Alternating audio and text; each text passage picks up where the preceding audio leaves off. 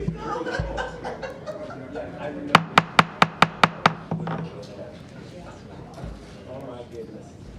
everybody. I'd like to call the meeting to order. My name is Jim Begley. I'm the chairperson of the Metropolitan Utilities District Board of Directors. I'd like to welcome you all to the committee meetings this morning, November 4th, 2024. This meeting is being live streamed from the boardroom at the M.U.D headquarters building located at 7350 World Communications Drive, and a recording of this meeting will be uploaded to the M.U.D website after the meeting's conclusion. I'd like to invite our Vice President of Safety and Security, Shane Hunter, to provide a briefing regarding protocol for all individuals in attendance at the board meeting today in the event of an emergency. Good morning, Shane. Good morning. Shane Hunter, Vice President of Safety and Security. We all entered the room through the rear of the space. That's the normal entry and exit, but there's also an exit here on the right-hand side of this room. Outside that door in that hallway, you'll find the nearest fire extinguisher and first aid kit. A little further down on your right, you'll find the nearest AED. With a show of hands, CPR and AED trained in the room? Thank you very much. Should there be a medical emergency in this space today, 911 will be contacted by security at the front desk, will then escort EMS personnel into here. If we need to leave this room for any reason, we can go through either door, but if we need to evacuate the building for any reason, we'll go through this door on the right, take two lefts, reconvene in the parking garage for accountability. That concludes the safety briefing. Thank you, Shane. Roll call, please, Sarah. Begley? Here. Cook? Here. Friend? Here. Sidzik? McGowan? Here. Howard? Here. Kavanaugh? Here. I'd like to advise all those in attendance that a copy of the Open Meetings Act is available on the wall in the back of the room.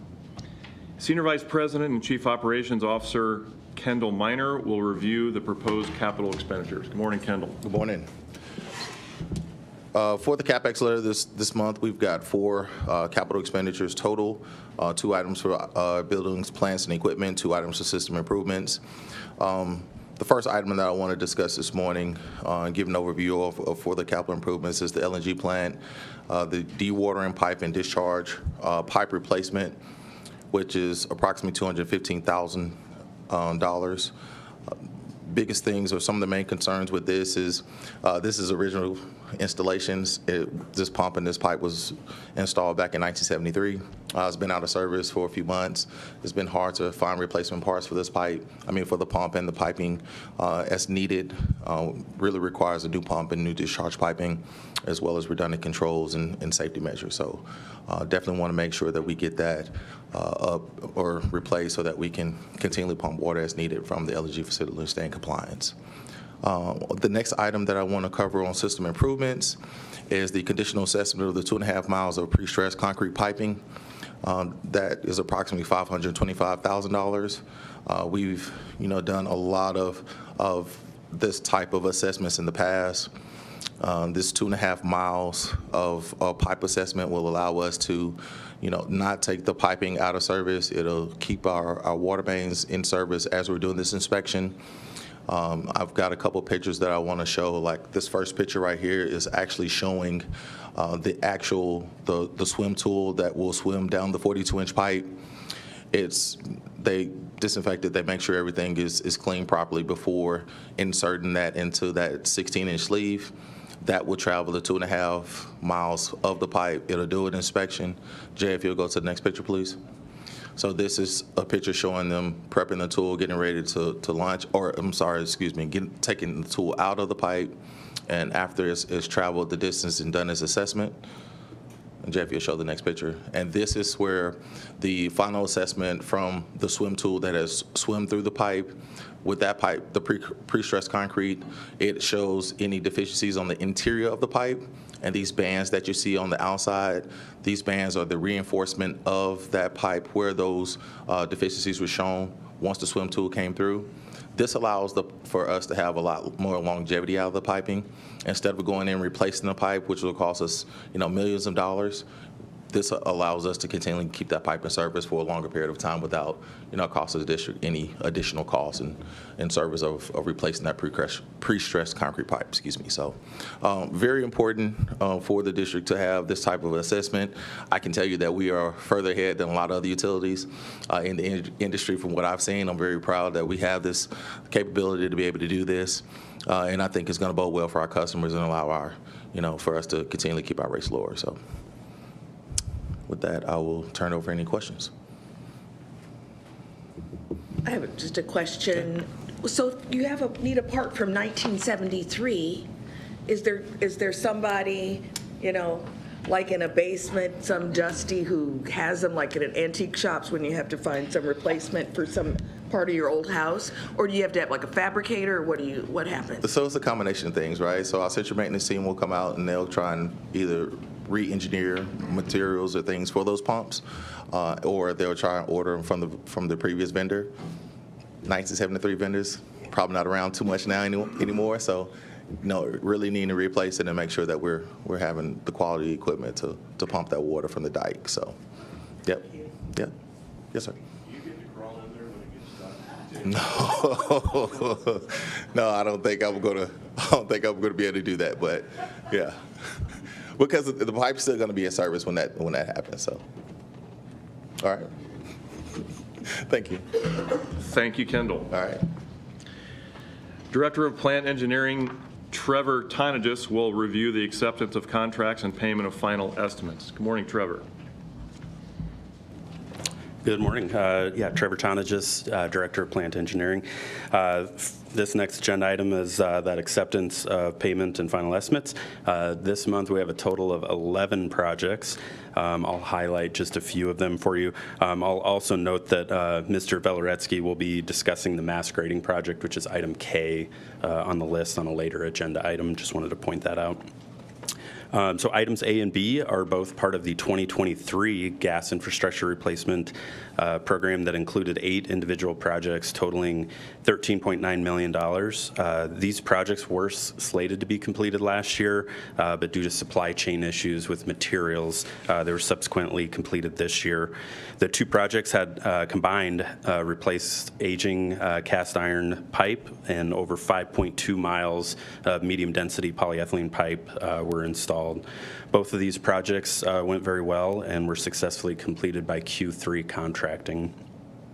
Item C on the list was a 2024 water infrastructure replacement program project. Just under a mile of 6-inch HDPE water main was installed, and the majority of this pipe for this project was used with the pipe bursting method, where the existing cast iron main is broken in place and then the new pipe is pulled through that same pathway. This project also went very well and was completed by Murphy Pipeline Company. The last 2 items that I'll highlight for you are D and E. These were new development mains that were installed in West Omaha near 204th and Q Streets to support Iron Bluff and Kensington Park development areas. The projects combined included over 2 miles of 12-inch and 8-inch water main, and added to total of $2 million of new water main infrastructure to our system.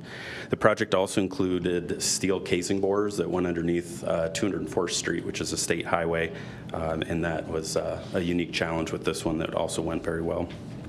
Both of these were completed by Kirsten Construction. And with that, I'll open it up if there are any questions on the finals. Thank you. And then I'll jump into the next item. The tab 7 is item number 3, change order number 1 for Project Gemini. This is a change order for Project WP 1842.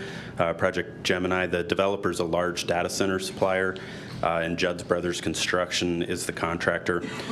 This change order resulted in a net addition of $47,000. There were 3 items that were included, the largest item being for unforeseen conditions that were encountered during construction on this one. The change order represents a 0.6% increase of total construction costs, as this is a pretty large project of $8.3 million. The work was approved by the developer, and 95% of these costs are being paid by that developer as well. So I'll break there if there are any questions on the change order. Okay, moving on, 2 more items for you. Tab 5 is, sorry, I'm jumping ahead too far. Item 4, tab 8, I'm going to take the next 2 items. These are related to professional engineering services for design, bidding, and construction administration support provided by HDR for 2 recently awarded regulatory-driven projects. These were at the Platte West facility. In May of this year, HDR Engineering was awarded a contract for professional engineering services. The first one was to design a controlled automated storage feed dechlorination system at Platte West. The original not-to-exceed amount of their contract was $109,900. When we completed this design, the project was bid, and we only got a single bid for the work. We circled back with HDR, and they redesigned the project to open up some of the equipment specifications a little bit, worked with our team to make sure that they'd still meet our requirements. And the resulting rebid, we got 4 bids instead of just the 1, and this netted us $142,000 in savings by rebidding the job. So hats off to our team and working with HDR on that. The proposed amendment is for $28,900, which would bring the total value of their contract not to exceed to $138,800. And I'll break there for any questions on this first one, and then I have one more for you. Okay. Then finally, the last one.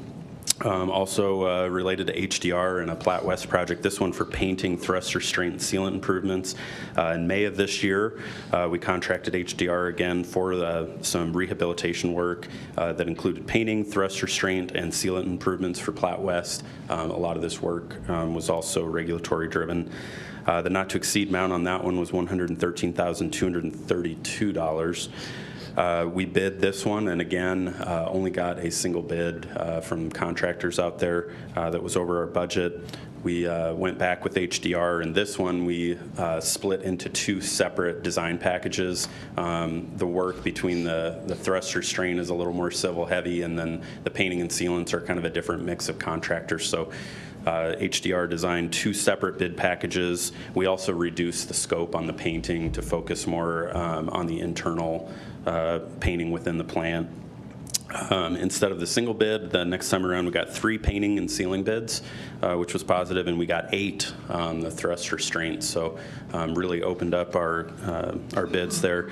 And between the rebid with the work and the reduction in the painting scope, it saved us about $3.8 million versus taking that single bid. So again, hats off to the team in working through this one. The proposed amendment that we're bringing before you is for $25,862, which would bring the total value to $139,094. That's all I have, unless there's any questions. Thank you, Trevor. Thank you. Well done. Director of Facilities Management, John Veleratsky, will present change order number 2 for JC Excavation. Morning, John. Good morning. Good morning. John Veleratsky, Director of Facilities Management. This morning, I will be discussing change order number 2 for JC Excavation to perform mass grading and site clearing work for Construction Center 2, located under tab 10.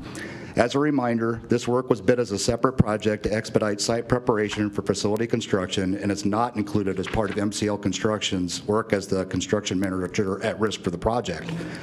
JC Excavation was awarded the contract with a bid of $984,425. The board previously approved change order number 1 in the amount of $250,583 at the September board meeting.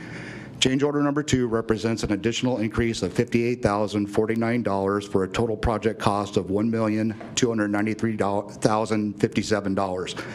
This cost is approximately $130,000 less than the estimated construction cost for the project. Half of the total change order cost is for improvements to the south detention pond outlet piping to cross a sanitary sewer that was shallower than expected. This is shown as item number 1 on the drawing. The location of the sewer required extension of the piping outlet and adjustment of a flow line into the creek. A portion of the creek bank was also rebuilt to avoid significant future creek erosion. Additional erosion control measures were also required to manage stormwater runoff on the site. This included the construction of a berm and silt basin to manage runoff from the future rocked stores yard to the drainage ditch, and is shown as item number 2 on the drawing. These features will remain in place when CC2 is completed to assist with future site stormwater management. Riprap was also required to stabilize the side slopes of the temporary access road crossing the drainage ditch, which is also shown on the drawing. The remaining change order items include the following: additional seeding and matting to assist with soil erosion control management, of which the majority of this work would have been required by MCL Construction under their CMAR contract at a higher cost. The removal and disposal of buried debris discovered during construction, and finally, cost for mowing required during construction. This item was handled on a time and materials basis as needed during the duration of the mass grading project. The project has now entered the site improvement and facility construction phase, with utility installation, paving, and foundation construction in progress. We are continuing to work within the overall project budget of $80.4 million for both CC2 and CC1. I would like to take this opportunity to show a short drone video that was taken over the site on Thursday, highlighting the current progress on the CC2 site. Jay, if you could show the video, please. So what you see on site, we've actually been very blessed with the, at least up until late last week, with the dry weather we've had this fall. We've made significant site construction progress over the last couple months. What you're seeing on the lower right-hand side of the picture is the footing construction, the grid work, and you can see the north access paving coming from the north side of the site. We've actually made quite a bit of progress on that, and this is going to lead down to the future employee parking area. As we swing around, and we're looking a little bit to the northeast here, that rocked area you see is going to be the future stores yard. And this is a good example of where we had a cost-saving measure for the project. We actually used geogrid and recycled concrete to save quite a bit of cost over using aggregate for that yard to help offset some other wants we wanted for the project. So the video is kind of giving us a little bit of problem here, but I think it kind of gives you an idea of the progress we've made on site. I would like to note it's been about 2.5 years since we brought our owner's representative, Project Control, on board, and about 2 years since we brought our design team of HBA and Davis Design on board, and also Olson as one of the sub-partners. And a year ago, we hired MCL Construction as our construction manager at risk. So to be at this point in the project is very exciting for the entire team. You spend an awful lot of time talking and designing things, but when you finally get to this stage, it's really exciting for everybody. And I'm really happy with the progress we've made just in the last couple months. And on a side note, I would like to note that we are looking forward to opening our restrooms at CC1 this week as well, our newly renovated restrooms. So we're just waiting on our final inspection by the city to pass, and we're hoping here within a couple of days those will be open. Are there any questions for me? They don't work. I'd have to say I really appreciate the video. It gives me a perspective of how large this is. I mean, we can discuss it, but to actually see it is a different matter. Thank you. I appreciate those comments, Director Howard. We visited the site a little over a week ago on a Friday afternoon, and when you see it on paper, it doesn't really give you a good idea of the scale of how large this actually is. And I think when you go out there, it's even bigger than what you planned for, which is a good thing. I do want to also thank Shane Dock and the manager of safety. He's been the one that's been very gracious to go out at least once, if not twice a week, to take these drone videos for us during the project. Thank you, John. Thank you. Appreciate the update. Vice President of Procurement and Enterprise Services, John Zellers, will now review the bids on materials and contracts. Morning, John. Good morning. John Zellers, Vice President of Procurement and Enterprise Services. Bids on materials and contracts may be found under tab 11. There are just 2 items that I plan to discuss, and they can be found on page 2. We accepted bids on 2 different sizes of mini excavators. We are recommending the second low bid, as the low bidder took several exceptions to the specifications, specifically associated with the ability of the backfill blade angle to be adjusted and the blade being capable of floating during backfill operations. The blade also did not have a bolt-on cutting edge, which allows for easier replacement when the blade wears down. And just like last month, that was pretty short, but would be happy to answer any questions. Thank you, John. All right, thank you. Director of Engineering Design, James Bartles, will now present the renewal of consultant agreement for water main design services. Good morning, James. Good morning. James Bartles, Director of Engineering Design. The letter for the renewal of the consultant agreement is behind tab 13. Engineering is recommending that the district enter into a new 3-year professional services agreement with HGM Associates for water main design services. HGM has been aiding the district with water main design since 2013, supporting new development, system growth, reinforcement, and as well as water main replacements. HGM has helped the district meet its ongoing strategic goals and along the way helped with other priorities.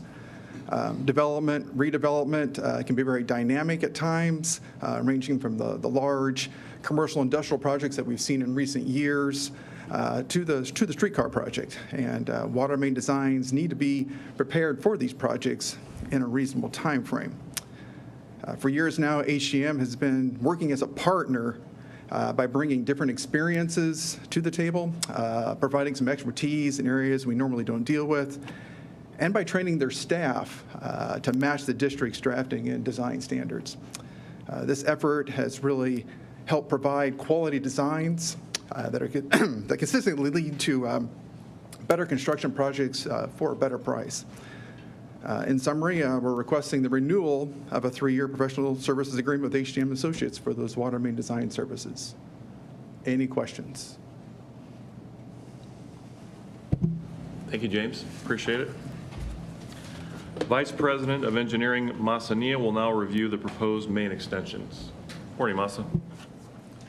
Good morning. Masa Nia, Vice President of Engineering. This morning, behind tab 14, we've got four main extensions, 2 gas and 2 water. The impact of the water main extensions include water service and fire protection for 4 commercial lots and 1 outlot. The impact of the gas mains include gas service for 291 single-family residential lots. The first project on the letter is GP 2857. It's a larger residential development that includes approximately 3 miles of gas mains. This project includes about 1 mile of those 3 miles that is oversizing from 2-inch gas mains to 4-inch to more efficiently serve future developments. So those costs will be covered by the district at a cost of about $61,000 and in accordance with our main extension policy. Both water projects on the letter have requested M.U.D. gas service, and those main extension requests will be presented to the board for future approval. Finally, I'd like to provide a brief update on the Pheasant Point landfill gas main extension and service territory enlargement approved by the board last month. Since then, we've progressed and have a signed memorandum of understanding with Waste Management, who's building the facility at the landfill, and also planning and designing the route on how to connect their system up to our gas mains near 192nd and Ford. Also, we'll be planning to file with the Public Service Commission here in the coming weeks. And that's all I have to cover, and would be happy to answer any questions. Thank you. Thank you, Masa. Vice President of Human Resources, Bonnie Savine, will now review employee wage and/or salary increases and ratifications. Good morning, Bonnie. Good morning. I'll begin by briefly recapping employee counts. At the end of October 2023, we had 885 regular full-time employees. We also had 5 regular part-time employees, so a total of 890 at the end of last year. To end this year, we had 905 regular employees full-time, and we also still had 5 regular part-time. So our count at the end of this October was 900 regular full-time and 5 part-time for a total of 905. We also had 15 interns still on staff at the end of October. A brief review of jobs actively in various stages of recruitment and placement. We have 3 jobs that are currently working through the requisition process for review and hopefully approval. We have 4 jobs that are currently posted. 1 is external only, 1 is internal only, and then we also have 1 that is posted both internally and externally. So you see the 2 that are open externally on the website right now, displayed on the monitor. And we also have 11 jobs that are in the application and interview stage, so we anticipate several selections over the coming weeks, and those individuals will then be transitioning to the onboarding process. And finally, there are 2 jobs with 3 selected candidates, and they will be onboarding over the next couple of weeks. One other touch point before we jump to the letter. Appreciate the support again this year for the employee benefit fair. It's not just for employees. Of course, our retirees, family members, board members are always welcome there. We certainly were excited this year. We had 581 individuals that came through the fair, a handful of retirees and some family members, but the bulk of those were our employees, and not sure that the eminent little bit of rain that day may have helped, but we are certainly excited to have been able to have those folks come through. We also had 21 mammograms performed that day on site. We had 60 biometric screenings, and we had 165 vaccines given. So we certainly, as I said, appreciate the support to continue this event. We know that it does impact our staff as well as those that obtain our benefits. Folks were doing the personal health assessments, as you see in the photo there. We had our community giving drive kickoff that day. Employees were able to continue participating in that. We had representation from all of our benefit administrators and the union, the company store, the credit union, so terrific event. And then briefly, if you will turn to tab 15, I will mention the wage and/or salary increases and ratifications letter. Human Resources is recommending wage or salary increases for 4 employees. 2 OAC employees will receive wage increases due to promotions through the normal job posting process, and 2 SPA employees will receive an increase due to a promotion as well. And that is the entire letter. Are there any questions? Thank you. Thanks, Bonnie. Senior Vice President and Chief Financial Officer Mark Myers will now present the RFP for insurance broker recommendation. Morning, Mark. Good morning. Mark Myers, Senior Vice President, Chief Financial Officer. I'll be presenting the information behind tab 16 regarding the insurance brokerage services. These services are related to the district's insurance coverage for property damage to our facilities and construction equipment, as well as our cyber insurance policy. In January of this year, we were notified that our previous broker, Aon Risk Solutions, sold our account to a company called North Risk Partners. We entered into an agreement with North Risk Partners to provide services through December 15th of 2024, and they coordinated the renewal of our insurance policies that went into effect this past June. As a result of this transition, we felt it was prudent to go out for RFP and evaluate other firms who also provide this service. We conducted an RFP, or request for proposal, and received 7 proposals and narrowed those down to 4 finalists. Those finalists were interviewed by a management selection committee, and after evaluation, management is recommending Arthur J. Gallagher and Company as the district's next insurance broker, and we're requesting approval to enter into an agreement with Gallagher for 3.5 years through June 15th, 2028. The annual fee under this proposal is $50,000 per year, which results in a savings of $13,000 per year compared to the expiring agreement. And the total fees over this 3.5-year term will be $175,000. This recommendation was presented to the Insurance and Pension Committee on October 21st, and the committee approved bringing this forward to the full board today. Are there any questions? Thank you. Next up, I have the 2025 budget workshop.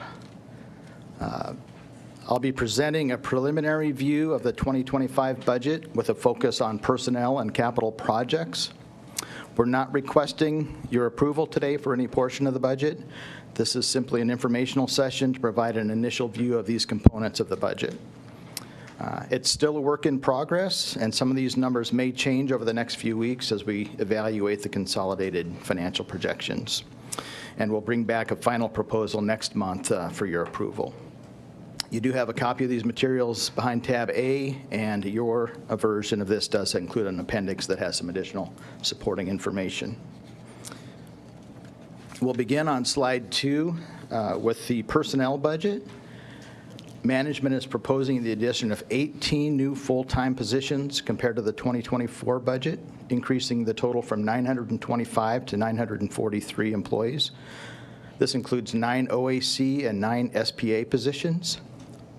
And 9 of the 18 will be hired in advance of the opening of the new construction center, which is scheduled for the spring of 2026. This includes 5 in transportation to maintain the vehicles and equipment that will be stationed at that facility, and 4 in the stores division to manage and distribute the materials, tools, and supplies that will be stored at that location. Hiring these employees in advance will ensure that they're properly trained and qualified to perform their duties when CC2 opens in the spring. 3 of the staff additions will be hired to support the lead service replacement program. This includes 2 senior engineering technicians and 1 customer engagement specialist. The majority of the wages for these 3 employees will be paid out of funds we've secured for the lead service replacement program. That includes $8 million from the lead service cash fund that was awarded by the state of Nebraska, and the $40 million drinking water state revolving fund loan that was executed earlier this year. Because we do have an identified funding source for these positions, and we're working to ramp up this lead service program fairly quickly, the hiring process has begun, and we expect to have these 3 positions filled by the end of this year. The remaining 6 positions are requests from across the district and include 3 in water operations, 1 in construction, 1 in facilities management, and 1 in accounting. Turning to slide 3, this chart presents a monthly trend of full-time employees for the current year.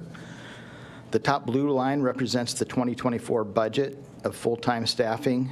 The next line down represents this number of positions after we reduce it, considering that we lower budget of wages by 3% for the impact of attrition. And the dark blue bars show the actual staffing levels for each month of this year. This demonstrates that actual staffing has been running very close to the adjusted budget level this year, and it confirms that our approach for budgeting for attrition is appropriate, and we plan to use that same attrition factor for the 2025 budget. Turning to the next slide, we also talk about a couple of other items related to personnel, travel and memberships. I won't spend too much time on these. Here we see a summary of travel expense. The details for this are included in your appendix. We're proposing to hold travel expense flat to the 2024 budget of $243,383. Individuals and divisions submitted a total of $371,000 for the 2025 budget, but our historical data indicates that we typically spend less on travel than we anticipate each year. So we believe the 2024 budget was sufficient, and we've adjusted the number down to that level for 2025. Mark, if I could, this is more of a Mark Doyle question. Post-COVID, since WebEx and all the other varieties of online training or availability to meet without ever having to travel, how much has that impacted? I mean, if we're holding it, and I'm not saying this is too much, I'm just saying I know a lot of places have gone to this type of training to avoid the downtime of travel and that. So I'm just curious what your experience has been post-COVID with the ability to use electronic meetings. Mark Doyle, President. Thank you for the question. We actually had a significant discussion around what this looks like as it relates to pre-2020. So if you would you go over that real quick here and then? Yeah, sure. I look back at the history of our travel expense. Going back to 2019, pre-COVID, we were spending about $155,000 a year. It dipped down into the $20,000 to $30,000 range the next couple of years when COVID was limiting travel. And then it bounced back up in 2022 to $134,000. In 2023, we spent $167,000, so still lower than what's been budgeted, but it has kind of recovered from that. In terms of online training, I guess from my perspective, I'm aware from the accounting side of things, there are a lot of online webinars that we can take advantage of, and we do a lot of that training there versus traveling to other locations. And I know some groups even bring people here to do training on site rather than sending our folks out to do that training. And I would say, to add on to that, that's a little bit of the history budgetarily, but we're trying to fix our budget to not over budget travel. We never travel what we budget, so we're trying to fix that. And people are traveling less now and always will, since because more people are able to get training now than they used to. Even if our travel, even if we hit this, a lot more people are being involved in webinars and things that didn't occur before that. You finding the same thing, I would think. Yeah, exactly. I mean, the webinars and electronic meetings allow you, and bringing people in, as you said, to teach or to share their information. We do allow that, too. It's just Omaha's not a great place that people necessarily want to visit if they can go to Las Vegas or New York or Los Angeles. I mean, we don't have those types of attractions, but that's why I was asking, because holding it the same is okay, but I know we're not spending that, but $250,000 on travel that's a lot of money. That's the reason I asked. We break it out by travel per person, but we're not spending what we budget. That's clear, right? Correct. Yeah. And the other thing about Omaha, we do find in the IT world there are some conferences here because we're centrally located, but IT people maybe are a little less, they're more boring maybe. Omaha's fine. I wasn't slamming Omaha as a convention location. I'm saying most places have their big conventions in those, Las Vegas type environments, New York, those types of things. So. Traveling coast to coast for a conference is pretty tough, so yeah. But great questions, and we're up for discussion on this topic.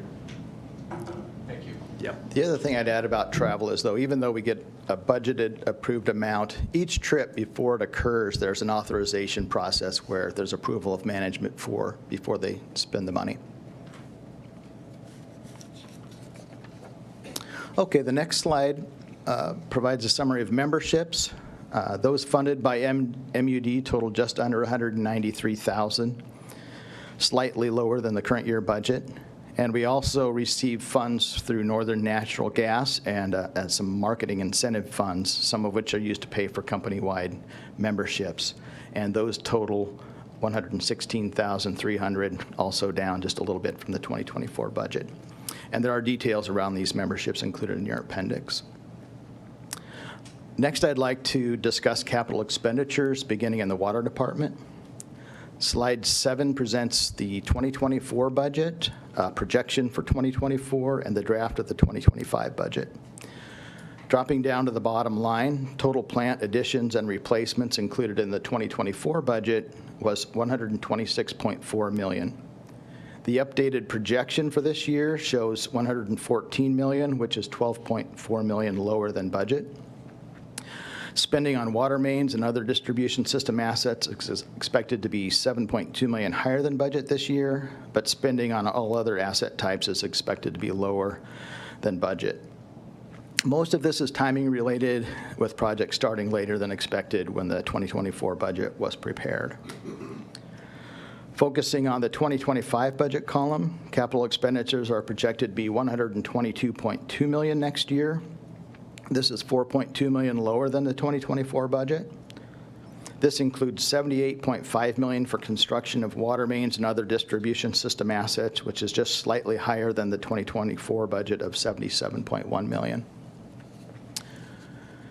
Below this line is a section summarizing the budget for capital improvements at the 3 water treatment plants. We're planning for $3.1 million at Florence, $18.1 million at Platte South, and $5.8 million at Platte West, for a total of $27 million. The next grouping lists planned spending on repumps, with 2 major projects listed separately for the construction of new reservoirs and pump stations in the northwest and southwest regions of our service area. I'll speak more about this in a few minutes, but the total spending on repumps is budgeted at $9.3 million. The budget also includes $5.1 million for construction machines and $2.2 million for furniture, equipment, and other assets. Turning to slide 8, this is a more detailed view of that same information, but it also shows the funding sources for each type of asset. We often refer to this as the colors of money. In addition to the service charge and commodity rates received from our customers, there are a number of other sources used to pay for these capital projects. For example, developers pay for a large portion of the water main expenditures, and in 2025, we expect to receive $32.6 million in developer contributions towards water main construction. Impact fees also contribute toward the cost of water mains, and we're planning to collect about $5 million of impact fees in 2025. The Water Infrastructure Program is funded with the monthly water infrastructure replacement fee, which is currently $4.75 per month for a residential customer. And a portion of the commodity component of rates is also designated for this program. The primary source of funding for most of the building projects, including the 3 water treatment plants and some of the reservoir projects, is bond financing. The next slide shows a projection of capital spending in the Water Department from 2024 through 2029. If you could switch to slide 9, Jay, thank you. Including the current year, cumulative spending over this time frame is expected to be $775 million, rising as high as $146 million in 2027. Going to slide 10. This presents that same information, but in a numerical format, highlighting some of the major components of the capital spending. Construction of water mains will continue to represent a large portion of the spending over the next several years, with annual spending of more than $70 million each year. At the Florence Water Treatment Plant, we have a couple of large projects planned for 26 and 27, and then expenditures begin to decline as we near completion of that capital improvement program. As the projects at Florence are winding down, we are ramping up investment in the Platte South plant and expect to spend about $96 million over this time frame. In the 2025 budget, we included $18 million for Platte South, including construction of a new electrical building and construction of a new administrative building and a site entrance.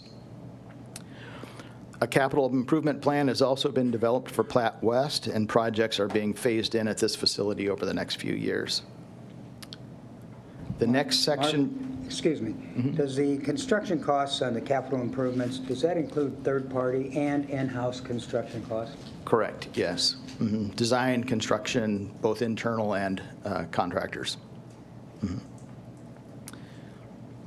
The next section presents the projected spending on reservoirs and pump stations. I'm sorry, could you go back to page 10? Thank you. The district's water master plan identified the need for 2 additional reservoirs and pump stations, one in the northwest region of our service area and one in the southwest.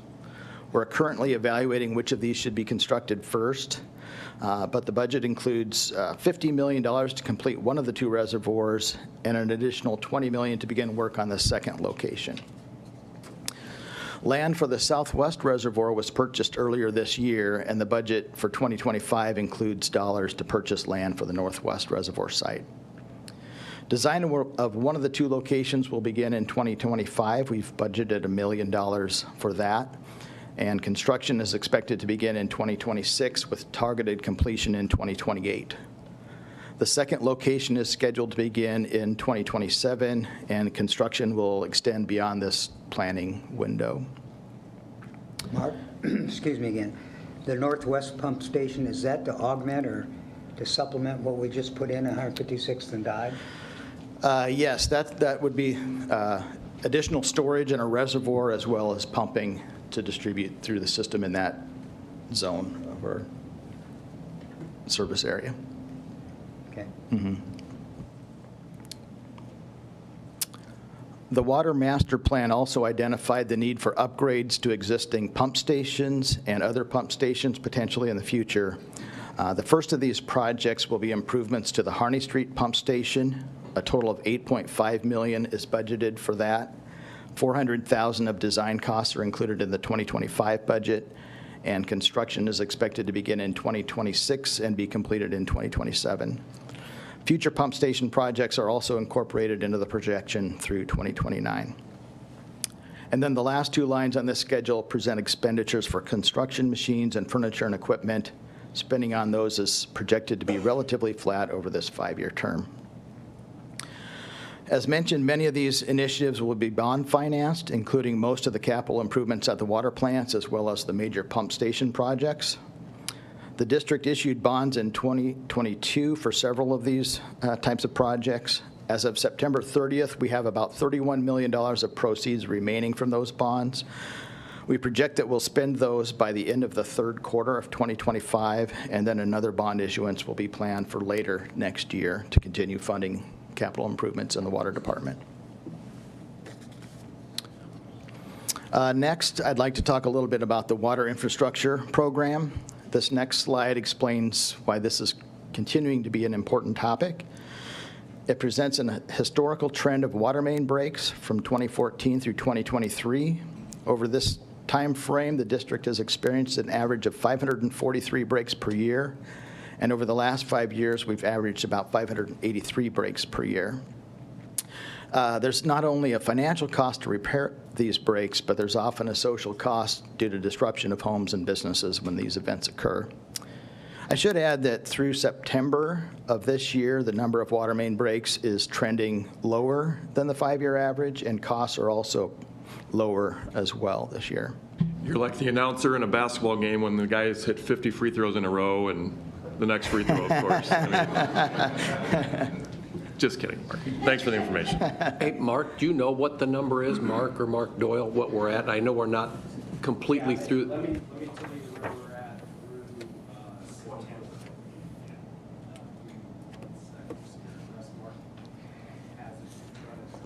Yeah, let's see here. Okay, through September, we have 300. Mark Doyle, President. See, I was ready for that. No rambling. We have 397 water main breaks through September. The average cost for year-to-date right now is about $13,797. And I kind of get excited when I look at September and I think, you know, we're trending. We've spent $5.4 million through September. And if you look at the annual number and the spend, it's much higher last year. But I don't get too excited till I see what actually happens. Our cost per mile is our cost per break's a little higher right now because we tend to have more claims outstanding in the current year. Last year's a little truer because the claims can go on for years, really. I mean, we have some big claims, we have some small claims. So we're trending in a really good direction. The last couple weeks haven't been great. I feel like we're going to come in better this year, and I feel like we're inching our way toward getting that curve to go down, but I'm not speaking for the staff that's cringing right now. I'll go back to what you said, Director Begley. Yeah, but does that no jinx zone here. No jinx zone. We're under 400 at the end of September. Now, do we have any today or yesterday? I think we did, so long answer to a short question. But, you know, that's a lot of disruption, and that's a lot of emergency work for our crews, and we're heading into the winter months. And I have to tell you, safety's job one, not just for our employees, but for the public. We do a stellar job of responding. I haven't said that for a while. I watch every one of them, especially the big ones. And, I mean, we're on it, but we need this to stop. Not stop, we'll never stop, but we need this to go to, there'll be a day where this will be a really good thing, yeah. Okay, thank you. Turning to the next slide. So with that in mind, the district remains committed to mitigating the risk through water main replacement, condition assessment, and leak detection. We continue to replace aging, high-consequence water mains at a steady pace. The budget includes 17 miles of replacement the next 2 years and then increases to 18 miles the next 3 years. The 5-year plan assumes an average cost of $2.3 million per mile of replacement and cumulative costs of just over $200 million.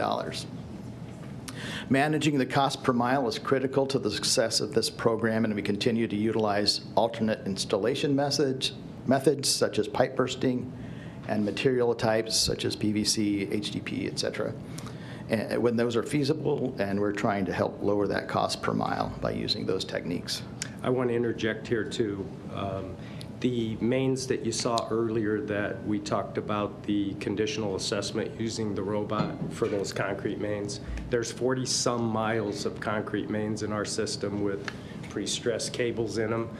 About somewhere in the 13 to 15 mile range are suspect because a manufacturer that's long been out of business had a manufacturing error, so we really have to, if those cables snap, we got a problem.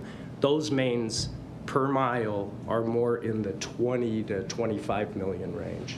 That's why we're focusing condition assessment on those, and we're doing it on others, but that's almost handled as a separate cohort or type of main. But yeah, and the disruption out of a main like that, which in this case runs through the middle of Harrison Street, would be similar to what we had out on 120th and Fort on Father's Day several years back. It almost created a lake in that field, south of Kelly Fields. These are, anyway, so there's this and then there's those. That's the point I'm trying to make. Correct. And condition assessment is a very important part of our program. We've budgeted $1 million a year over the next 5 years for that to do projects just like the one Kendall described earlier. I'm sorry, it was the 4th of July. Father's Day was downtown at 9th and Douglas. Yeah. This is my life. Hey, Mark. I think I got that right now. Mark, Sorry. I think I heard on the news, the recent water main break we had on, was it Harney Street? Or 19th and Harney. Yeah, the main was installed in 1892. I don't know if it was that one or the one on 20th, but yes, a lot of them are in that zone. And as expected, we get asked about those mains as they relate to the streetcar project. And we're working real hard to be on top of those when they happen, to make sure we have all the information necessary to say, yes, this is in our cap. These over here on 20th aren't. So that's a good question. That's what I was wondering about. Yeah, we're watching that really closely. Okay, thank you. Yep. Yeah, it's just, the story is just in the paper today about those really old mains, and as you were saying, it's a lot of disruption, lane closures, and who needs more of those? And there's a lot of disruption in lane closures downtown, even without water main breaks, so we're aware of that. But I also want to make sure to take the opportunity to say the age of the main is only one factor, and often those mains we expose, other than hot corrosion spots, they're as good as new because they made that cast iron real thick. So it isn't just an age of the main, and you understand why I'm highlighting that. Yes. Yeah. Yes, I remember some conversations. I do recall that. And I also recall I went over to, there's a new UPS store right there at 19th and Harney on the northeast side of the street. And I was like, what is that noise? And it was they were working on a Saturday. That pile driving noise that I enjoy so much. Mm-hmm. And now I know why they were. But they were right there, and they were, it was another beautiful, glorious October day, and they were right on top of it. Thank you for that. Thank you. The other risk mitigation strategy that we utilize is leak detection, and we took a big step forward in that program this year. We have over 1,300 leak loggers currently deployed, and initial results have been very successful with that program. The technology has allowed us to identify and repair several leaks before they became costly and disruptive water main breaks. The 5-year plan includes $500,000 each year to purchase additional leak loggers that will be distributed across the system to monitor for leaks. And we continue to pursue grant opportunities. We did receive a $250,000 grant this year to buy additional leak loggers, and if those funds become available, we'll certainly purchase more. Although we're committed to all these risk mitigation efforts, there's still a need for additional funding. As stated in the last two bullets, annual spending for the water infrastructure program currently exceeds the revenue that we generate from the infrastructure components of rates, and rate increases will need to be considered for the foreseeable future in order to fully fund this program on a current basis. That's definitely a topic that we want you to really think about. We hoped our cost per mile would go down on the mains other than the concrete mains. I don't think it's going to stay at that 2.3, I still think it's going to move down because some of the processes we're using will mature, like pipe bursting, and the page has them.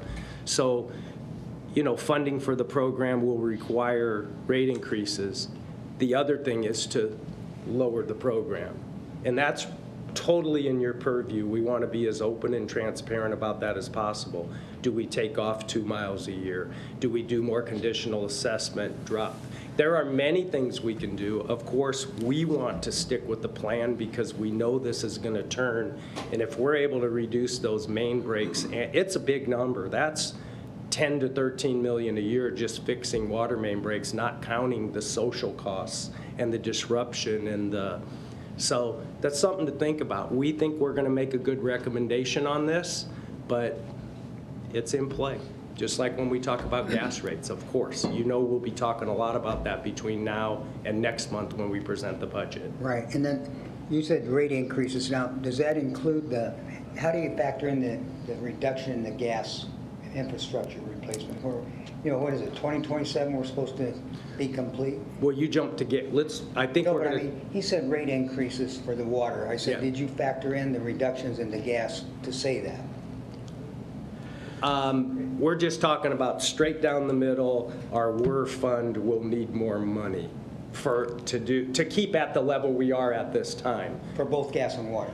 We'll talk about gas in a little while. We're just strictly talking gas, but I think what you're talking about is how we talk about the overall bill. Yeah. Yeah, we're going to talk about that. Okay.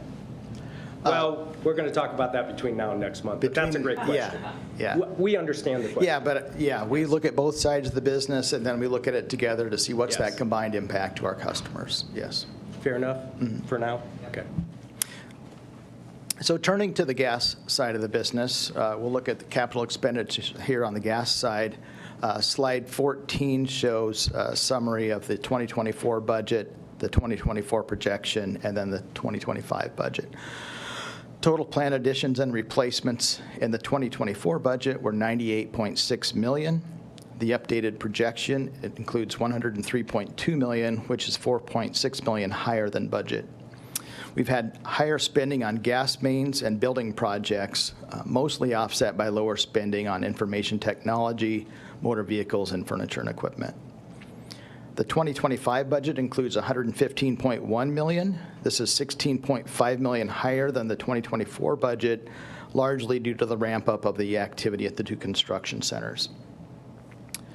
This budget includes $44 million for the construction of gas mains and other distribution system assets.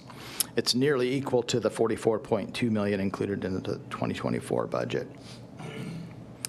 As shown on the next line, the LNG plant upgrades are nearing completion. Commissioning activities are underway, and we expect the upgrades to be fully operational by the end of this year. Jay, could you turn back to the last slide, please? Thank you. The $2.4 million that's included for LNG and peak shaving is related to a number of other smaller capital projects at the LNG plant and the propane air caverns in 2025.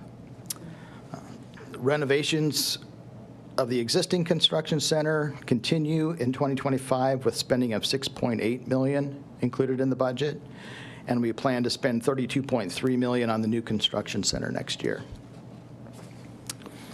Information technology includes $11.7 million. $7.7 million of that is to complete the digital platform modernization project and the migration to S/4HANA.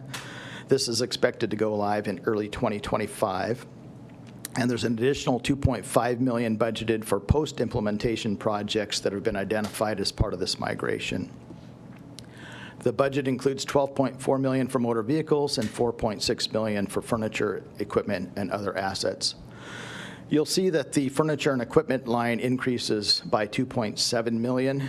This is largely due to new equipment that's needed to outfit the new construction center, including things like forklifts, a sweeper, a scrubber, skid loader, and things of that nature. Turning to the next slide, this is the color of money for the gas side of the business. We have the service charge and margin component of rates that fund many projects. We also have gas infrastructure replacement fees used to fund replacement of cast iron mains and related gas services. And bond financing is also used. We did use some bonds in the past to pay for infrastructure replacement, and we're using bond financing for the LNG plant upgrades and the construction center projects. In addition to that, the district has been awarded 2 PHMSA grants to assist with gas infrastructure replacement, one for $10 million and one for $25 million. And then finally, there's a gas cost adjustment component of rates that we use to pay for certain peak shaving expenditures at the LNG plant and propane caverns. Looking at the next slide, we see a projection over the next 5 years of spending in the gas department. Cumulative spending over this time frame is projected to be $494 million, rising to $115 million in 2027, driven by the 2 construction projects. One of those projects is expected to be completed in 26 and the other in 2027. And once those are completed, we range between 62 and 67 million per year thereafter. And then the final slide, slide 17, shows the same information and highlights a few of the projects. Spending on the construction of gas mains and other distribution system assets remains constant over the 5 years in the mid $40 million range. And Director McGowan, I think to your original question, we are winding down on the replacement of the cast iron mains as the first phase of the gas infrastructure replacement program. But this 5-year projection also includes what we're describing as GER 2.0, which is the moving of meters from inside homes to outside of homes, which also includes some main replacement as part of those projects as well. So that spending will continue on at a similar level going forward according to this projection. The next section highlights major construction projects underway. The LNG plant renovations will be completed this year. And then you see CC1 renovations completed in 2027 and CC2 completed in 2026. The IT information technology budget reflects completion of the digital platform modernization project in 2025 and then levels off over the remainder of the time frame. And we have relatively flat spending on motor vehicles and furniture and equipment over this time period. The 3 major construction projects, including LNG and the 2 construction centers, are being funded with existing bond proceeds, and no further bond financing is currently planned in the gas department through 2029. Mark, do we have any idea or estimate on how many years GER 2.0 will go into the future?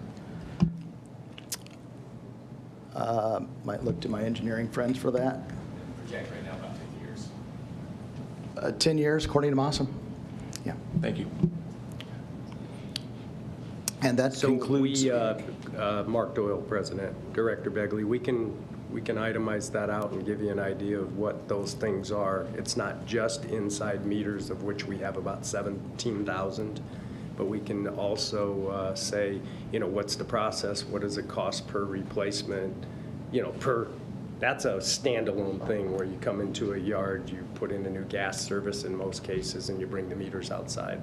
So, and underground regulator stations has continued to be, even though we're watching them close and make sure we handle them right in terms of where they're at, they got to come up. And the reason I ask that, is there any discussion or hope that we could one day sunset the GER program? Let's show you what we're going to do and how that lays out, but I think that's a great question. When does it become maintenance, just like water main breaks? We should get to the point where 1% of that asset, and for easy math, we have 3,000 water mains, we should be replacing 30 miles a year, and it should be built into our rates. And I guess to clarify, the GER charge that we've Yes, had, yeah. that's what I'm alluding to. Water too, although the horizon is farther, GER, that goes away, that becomes part of our maintenance schedule. Sure. Right. Thank you. Does that make sense? Yes. Okay. For our next budget discussion, I'll put together a summary of kind of how that lays out between the GER 1.0, GER 2.0, and the funding sources that we have available for that. That concludes my presentation. Are there any other questions? Thank you. You know, one final comment on water. Mark mentioned the water master plan a couple times. Anyone that wants that, that's a public document. It's 500 pages, but the executive summary is pretty good. And you supported us having a water master plan. We didn't have that 7, 8 years ago. It's very readable, and it shows you, like, it's not just the southwest and northwest pump stations. You know, we talk about all the pump stations in the future, and we have good supply, but you have to move the water around based on growth. So if you want that, it's a good document. Mark, thanks for that presentation. I have a question. Was the GER 1.0 supposed to be the end of GER? Do we have GER 2.0 because we didn't get where we thought we would get on GER 1.0? No. Do you mind if I take that one? Please. I would give you history based on in your chair and in my chair. The gas infrastructure replacement program was born out of a national push to have a distribution integrity management plan, and by that, every gas utility needs to have a management plan for their distribution system, because low pressure, cast iron, gas mains have been problematic, and when they leak and nobody knows it, bad things happen. So I would say the way it was communicated to the board back when we were really kicking this into gear, and I think we've done a better job on the water side because or the gas side because we were pushed, and it makes it hard to get after water. I think we've neglected water, frankly, and we're not there. We're on it now. We're a leader. But we mostly only talked about the gas mains in front of homes that are problematic and breaking and leaking. We've reduced our leakage, not only because it's an emissions problem, because it's dangerous. What we failed to communicate was, and this became really apparent when I was in your chair, and we'd say, well, when that goes away and we're done with those mains, we can shift all those resources to water. That was, and I understand, I sat there and thought that makes sense. What we didn't communicate is gas infrastructure replacement. We're only saying it's 2.0 because of what you just asked. Yeah. We're saying those inside meters have always been a problem, and we slowly move them out when we can. They need to be outside. We know this. This is something in the gas. They should have never been inside, but I don't know what to say about that. They just shouldn't be in a home because they can corrode and fail. So we're just trying to remind the board that, oh, no, not only is the last miles the most difficult when you're working with high-pressure gas and low-pressure gas. Remember what happened on the East Coast. Not only is it the most difficult, we haven't communicated well enough that we've got to get those inside meters out. We've got to get those regulator stations above grounds. These are critically important things. They're just not. I understand the question because it sounds that way. I think we haven't communicated it the right way. There shouldn't be a 1.0 and a 2.0. Right. I guess my concern is that 3.0, 4.0, then we're not. Yes, we need to change our strategy and tactic if we keep having to use that pot of money for someday this should all be in rates and part of what we do. This is deferred maintenance on the water and gas side, and it shouldn't be. And you've been so supportive, and having those riders on both sides occurred while some of us were on the board. We came up with this fixed fee, and fixed fees, you can count on them. But someday, for those of you that are here, change it, because it should be part of our operations and part of depreciation. GER 1.0, now we may catch up, but those costs, we're always going to have maintenance costs. We're always going to have to replace some parts of our main that we're even putting in today. So that should be transferred into our budget, like you said, ongoing maintenance. Hopefully we can get rid of the GER charge and put it over in ongoing maintenance and have it as part of a recurring cost. Yep. Just like Northern has the same topics, for sure. Where are we in terms of numbers for replacing those interior meters to moving them outside? Do we have an idea? I know there's a massive number, but... Well, there's 17,000 of them. That's a big number. Masa, do you want to take a shot at I mean, you know, we know how many we could do a year, or maybe it's not Masa, maybe it's Jim. I don't know who answers that. I don't blame you, Jim. Masania, Vice President of Engineering. So yeah, with the inside meters, about 17,000, we'll get that dialed in. And what we're learning as we're going through the whole pre-design design process is, it seems like every block's different. Some blocks you may have every home with an inside meter set.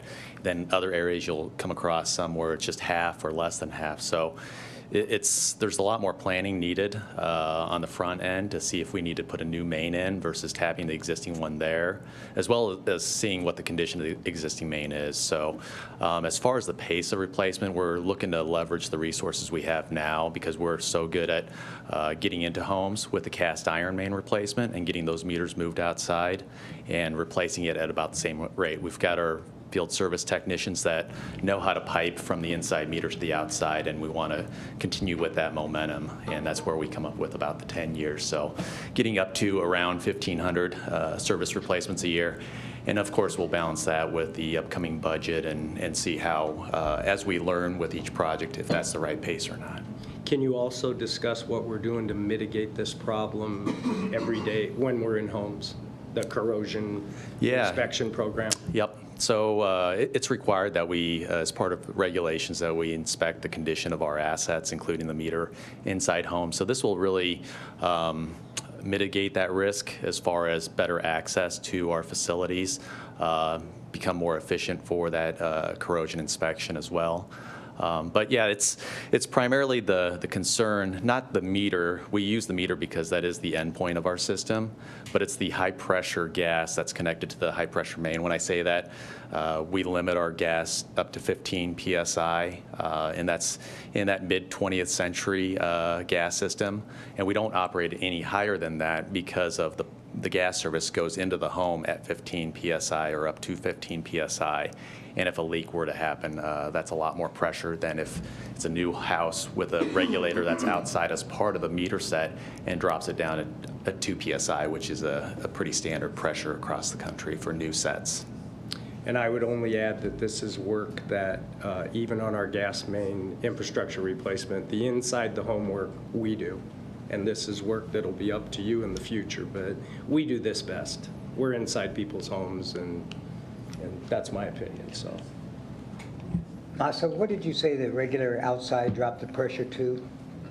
2 PSI. 2 PSI. Yep. Is that a good pressure for a home then? It is, and then there's other downstream appliance regulators that will drop the pressure down further, just whatever that equipment needs there. But yeah, pretty standard to have 2 PSI going into homes with all new construction today.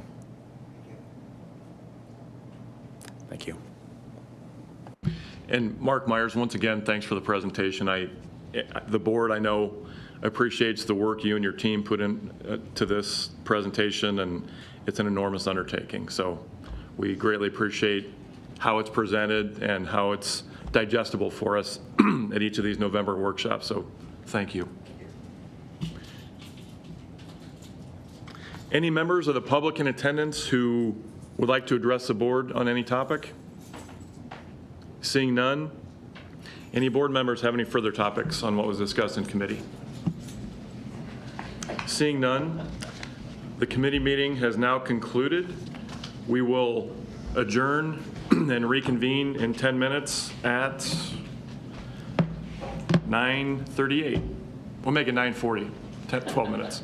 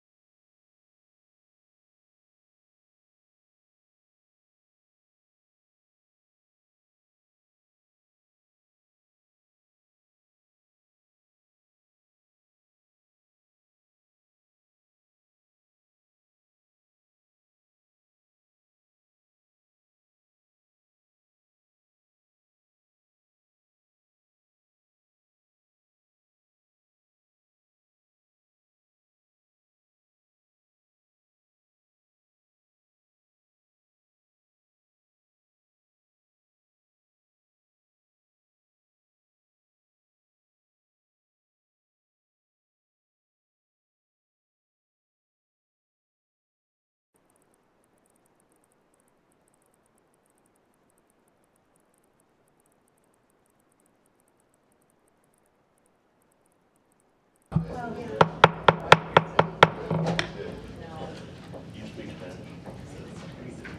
like to call the meeting to order. My name is Jim Begley. I'm the chairperson of the Metropolitan Utilities District Board of Directors. I'd like to welcome you all to the regular monthly board meeting this morning, November 4th, 2024. This meeting is being live streamed from the boardroom at the M.U.D headquarters building located at 7350 World Communications Drive, and a recording of this meeting will be uploaded to the M.U.D website after the meeting's conclusion. Roll call, please, Sarah. Begley. Here. Cook. Here. Friend. Here. Sidzik. McGowan. Here. Howard. Here. Kavanaugh. Here. I'd like to advise all those in attendance that a copy of the Open Meetings Act is available on the wall in the back of the boardroom. For those who wish to participate, please join us in citing the Pledge of Allegiance. I pledge allegiance to the flag of the United States of America and to the republic for which it stands, one nation, under God, indivisible, with liberty and justice for all.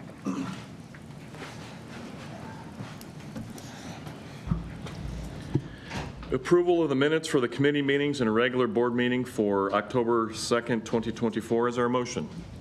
I so move. Second. Discussion. Roll call. Begley. Yes. Cook. Yes. Friend. Yes. McGowan. Yes. Howard. Yes. Kavanaugh. Yes. Director Friend. Thank you. Item number 5, construction and operations. This is capital expenditures discussed in committee. I move approval as outlined in the memo from Kendall Minor dated October 24th. Second. Discussion. Roll call. Begley. Yes. Cook. Yes. Friend. Yes. McGowan. Yes. Howard. Yes. Kavanaugh. Yes. Item number 6, acceptance of contracts and payment of final estimates, also discussed in committee. I move approval as outlined in the letter from Trevor, is it Tonagus? Am I pronouncing it? Tonagus, thank you. Dated October 31st. Second. Discussion. Roll call. Begley. Yes. Cook. Yes. Friend. Yes. McGowan. Yes. Howard. Yes. Kavanaugh. Yes. Item number 7, also discussed in committee. It's change order number 1, install water main in Gemini Lot 2. Also discussed in committee. I move approval as outlined in the letter from Trevor Tonagus, dated October 7th. Second. Discussion. Roll call. Begley. Yes. Cook. Yes. Yes. McGowan. Yes. Howard. Yes. Kavanaugh.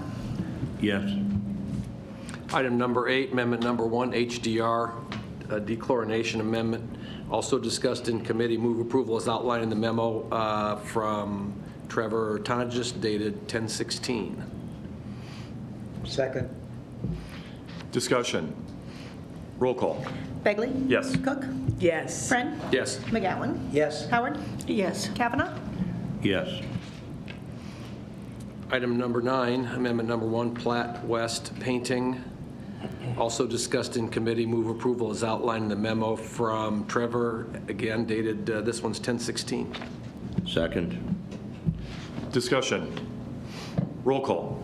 Begley. Yes. Cook. Yes. Friend. Yes. McGowan. Yes. Howard. Yes. Kavanaugh. Yes. Item number 10, change order number 2 for grading at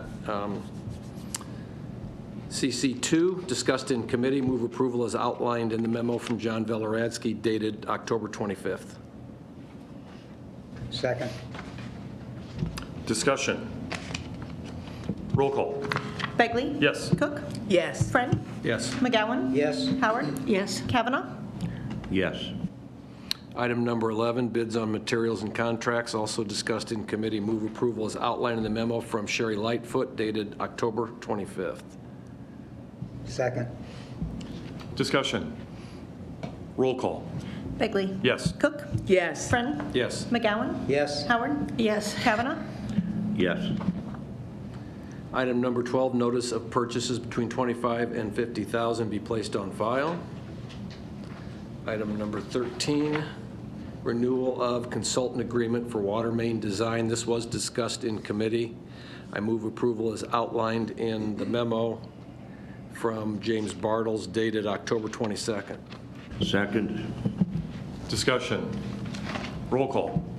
Begley? Yes. Cook? Yes. Friend? Yes. Sidzik? McGowan? Yes. Howard? Yes. Kavanaugh? Yes. We are now in services and extensions. This is item number 14, main extensions. Also discussed in committee, move approval as outlined in the memo from Masa Nia dated October 24th. Second. Thank you. Discussion. Roll call. Begley? Yes. Cook? Yes. Friend? Yes. McGowan? Yes. Howard? Yes. Kavanaugh? Yes. Item 15, wage and/or salary increases and ratifications. I move for approval based on our discussion in committee meeting this morning and as stated in the memo from Ms. Savine dated October 24th, 2024. Second. Discussion. Roll call. Begley? Yes. Cook? Yes. Friend? Yes. McGowan? Yes. Howard? Yes. Kavanaugh? Yes. Director Howard. Thank you. Agenda item number 16, I move to approve the recommendation to contract the services of Gallagher for insurance broker services as requested in the committee meetings by Senior Vice President and Chief Financial Officer Mark Myers, and as outlined in his letter to the committee dated October 29th, 2024. Second. Thank you. Discussion. Roll call. Begley? Yes. Cook? Yes. Friend? Yes. McGowan? Yes. Howard? Yes. Kavanaugh? Yes. Other matters of district business for discussion. Do any board members have any further comments they wish to share? I would only remind everybody in the room and listening that, as we know, tomorrow's Election Day. Polls are open in Nebraska from 8 a.m. till 8 p.m. And I believe polls in Iowa are open from 7 a.m. till 9 p.m. Is that correct? I think so. So exercise your right, get out and vote. In addition, due to the New Year's holiday, New Year's Day is on Wednesday, January 1st. The January board meeting will be held on Wednesday, January 8th, the following week. Are there any members of the public who wish to comment about anything that was discussed today? Seeing none, hearing none, do we have a motion to, oh, I'm sorry. Oh, sorry about that. Jim Knight. You almost got away with it.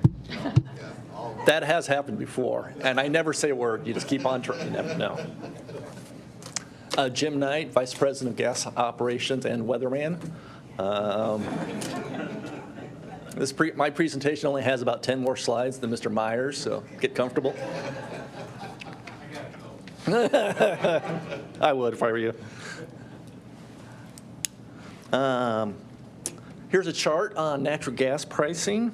This chart shows the average winter price for about the last 30 years at the NNG demarcation supply point.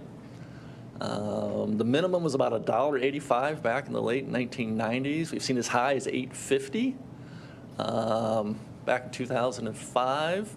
Last year, the average winter price was $2.79. We're forecasting $3.34 for this upcoming winter, a little higher. Most of that increase is due to last winter, March prices got down to $1.45. That was almost an all-time low for March. So right now, March prices are forecast to be around $3, so that contributes to most of the difference. Nationally, gas storage levels are 3% above last year and 5% above the 5-year average. We're on pace. By mid-November, we may be near record storage levels nationally. Next slide. This pie chart breaks out our winter gas supply portfolio. We have 7 CPEP prepaid gas supply contracts that will provide 62% of our winter needs. All of these contracts are priced at below market prices each month. Each of the contract, it's tied to a monthly index, but we get a fixed discount off the monthly index every month. These fixed discounts will provide $14 million in savings in gas costs in 2024 and another $14 million in 2025. We kind of had an oddity here back in May of this year. May gas prices got down to like $1.22. One of our CPEP contracts has a fixed discount of $1.33 per decatherm. So the price was actually negative for that chunk of gas, and we actually received money under that CPEP 3 deal. So it doesn't, what I was trying to point out is those discounts, no matter what the price is, you get the same discount no matter how low that price of gas goes. 12% of our winter supplies comes from pipeline storage that we lease from Northern Natural Gas. We inject 2.7 million decatherms of prepaid gas into storage because prepay is our cheapest gas that we want to pull out during the winter months. We also, 17% of our gas supplies is locked in ahead of time at a fixed price instead of floating on the monthly market price.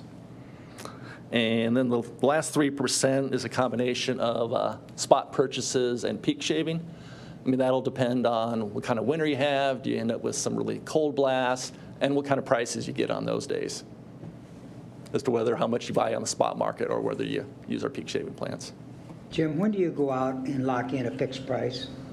You know, usually we start, probably a couple years in advance. And so we don't do, so we made like 5 different purchases. So that 17% is made up of 5 different purchases. So we kind of dollar cost average it in over time. So we're never too right or too wrong.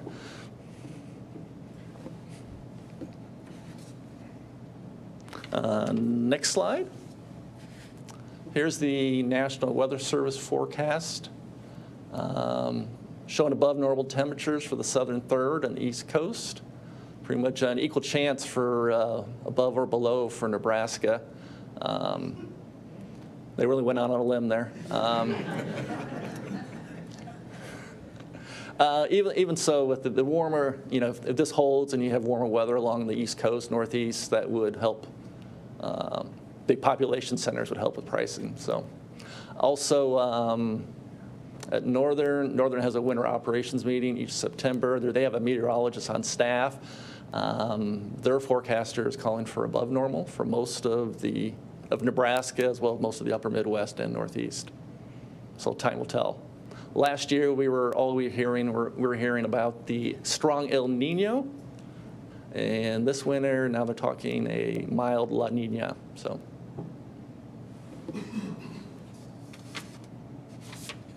Next slide. A few updates on the LNG capital improvement project. The LNG vaporization phase went into operation in January of 2024. It performed very, very well. It increased our vaporization capacity from 60,000 to 150,000 decatherms per day. Our new system, another improvement is there's redundancy built in. Our previous system produced 60,000 and all the equipment had to work to produce that 60. Our new system will have 3 pumps and 3 vaporizers, and we only need 2 out of 3 to produce the 150,000. So there is some redundancy in equipment if we were to have a problem. Now, Jim, can we can liquefy at the same time well, not at the same time, but in the season we can liquefy as we're vaporizing? Yes. Can we do it if we're vaporizing, can we liquefy at the same time? Yes. Now, if we're vaporizing, you know, at peak amounts, we won't be liquefying on those days. But if it's a small amount, yeah, we can do both at the same time. It'll be really, this is I can't say how much of an increased benefit this is to our gas system and our customers being able to liquefy in the winter months. Because before you had to make sure it was ready on, you know, mid-November, and it had to last all winter. Being able to, because typically peak shave usually happens in one really cold week or maybe 2 different cold weeks during the winter. Most of the other time you could start putting liquid back in the tank. And liquefaction is more efficient in the wintertime as far as the process itself. So, yeah, it'd be interesting to watch the inventory level. Yep. And you might mention that it goes in a little slower than it comes out. Yeah, we can take cover ourselves here. Yes. Oh, absolutely. It comes out in feet. Well, If you took out 150,000 in one day, that's 15 feet. It goes back in inches. So in a normal day, about 8 inches would go back in. Now, our new system is supposed to be a little more efficient in the wintertime, and so we'll see. I'm looking forward to it. So we might do better than we have in the past. We're currently focused on construction is substantially complete for liquefaction system, and right now we're in the commissioning phase. We plan to start up liquefaction here in the next 2 to 3 weeks. Any other questions? Is it ever just too cold? I mean, not by my definition, certainly.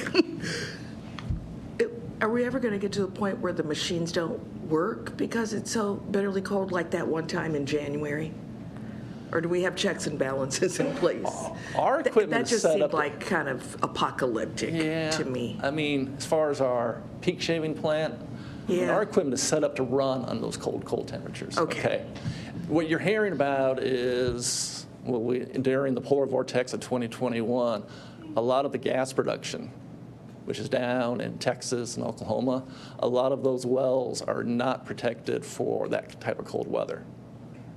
And that was the problem with that ran. But they could have been. They could have been. They could have been. I've been doing this for 34 years now, and that has been a thing as long as I've been in gas supply. Yeah, agreed. Yeah. I can remember freeze-offs in early 90s as well. The difference now is we got another huge customer that wants access to that natural gas, and that's the power companies, power generation. That is the big difference. So thanks for the support on that project. It's an incredible asset for peak shaving going forward, and possibly maybe a little more even. Yeah, and just to give you an idea, this project was approved close to 4 years ago. And our other option we were looking at is pipeline capacity. I mean, that's your other option. Over the last 4 years, Northern has raised their transportation rates 70% and their storage rates 90%. And they are planning to have another rate increase. They're filing one in July of next year. So they're going through a massive infrastructure replacement program similar to what we're doing. In our current contract, cap goes through? Our current cap goes all the way out to October 31st of 2036. We're capped at $20 million a year through 2026, and then it goes up $1 million a year for the final 10 years, so we go up to $21 million. Right now, if we were paying tariff rates, our Northern bill would be, instead of $20 million a year, it'd be $37 million a year at tariff rates. We have in the last, after some of these big increases on Northern, we've had a few utilities reach out to us and start asking about LNG and those types of things, because all of a sudden those things may become economical. So, our LNG, is it going from last year's 60 a day max withdrawal vaporization to 150? Yes. That'll save a lot of money on a cold peak day. Yes, it will. Absolutely. Any other questions? Thank you. Thank you, Jim. Always very insightful. Board, anything else to add? Anybody in the public wanted to comment on Mr. Knight's, Jim Cantori Knight's comments about the weather? Seeing none, do we have a motion to adjourn? I so move. Second. Discussion? Roll call. Begley. Yes. Cook. Yes. Friend. Yes. McGowan. Yes. Howard. Yes. Kavanaugh. Yes. Meeting adjourned at 10 o'clock.